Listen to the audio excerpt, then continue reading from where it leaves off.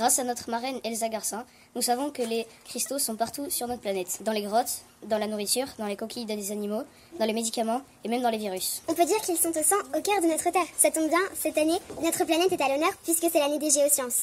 C'est quoi un cristal? Ce sont de tout petits atomes bien rangés et bien empilés. Les atomes sont les tout petits grains de matière qui sont impossibles de voir à l'œil nu. Ils s'accrochent bien ensemble pour former de petites molécules. On a commencé par étudier nos cristaux préférés et oui, le sucre est un cristal. Pour fabriquer des sucettes, on a trouvé une recette. Mélanger 490 g de sucre dans 100 ml d'eau bouillante, donc à 100 degrés Celsius. À cette température, tout le sucre s'est dissous, mais en laissant refroidir, des cristaux de sucre se sont formés. Si on laisse le mélange quelques jours sans y toucher, l'eau va s'évaporer un petit peu. Des cristaux de sucre vont continuer à se former sur les bâtons des sucettes. La solubilité, c'est quoi? On a cherché combien de sucre on pouvait dissoudre dans 100 ml d'eau à 20 degrés Celsius. Avec notre expérience, on a pu verser 160 g de sucre jusqu'à ce qu'il ne se dissolve plus. Cette limite s'appelle la solubilité. C'est la masse maximum de sucre que nous pouvons dissoudre dans un volume d'eau. On a aussi observé que plus la température de l'eau était élevée, plus la solubilité du sucre augmentait.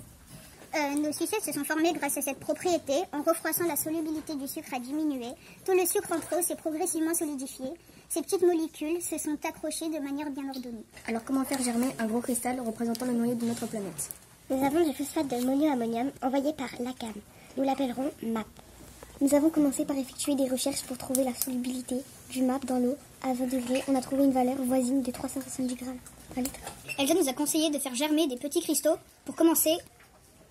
On a donc cherché un protocole où toute la classe pourrait participer. On s'est divisé en 2 groupes. Dans chaque groupe, 5 binômes ont préparé un petit mélange avec 10 ml d'eau distillée et 6 g de MAP. Chaque binôme a ensuite placé son petit bécher dans un bain-marie pour aider le MAP à se dissoudre. Ensuite, on a tout vidé notre petit bécher dans un filtre au-dessus d'un bécher plus gros. La semaine d'après, on a récupéré nos béchers et dedans, il y a plein de petits cristaux qui se sont formés. Un binôme de chaque groupe est venu sélectionner le plus bébé cristal de son bécher. On les a collés sur un fil de nylon, on a récupéré les solutions de chaque bécher et on les a rassemblés dans un seul. Puis il a fallu réfléchir à comment faire grossir nos bébés. Avec Elsa, on est parti sur une solution où cette fois, on mettrait 45 g de MAP dans 1 ml d'eau. Dans 100 ml d'eau. On s'est donc relayé le midi pour préparer la solution et nourrir nos bébés. À chaque fois, on a préparé notre solution, on l'a chauffée au bain-marie jusqu'à ce que le MAP soit dissous.